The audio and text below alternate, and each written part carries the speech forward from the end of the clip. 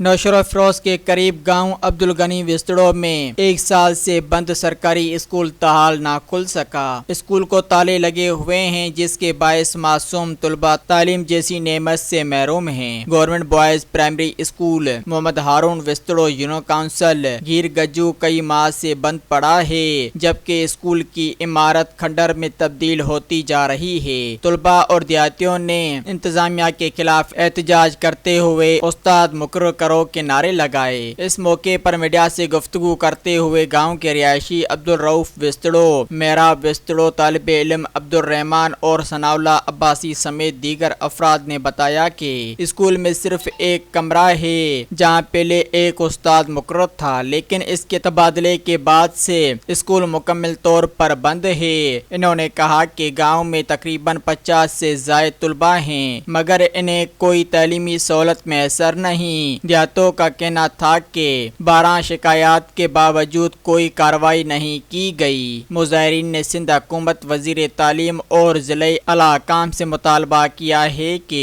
فوری نوٹس لے کر اسکول کو فعال کیا جائے اور اساتذہ مقرر کیے جائیں تاکہ بچوں کی بے چینی ختم ہو اور وہ تعلیم حاصل کر کے اپنا مستقبل سنوار سکیں۔ سبسکرائب کयो عوامی نیوز HD کے ऐं ताज़ा तरीन ख़बरुनि लाइ ॾिसंदा रहो अवामी न्यूज़ HD।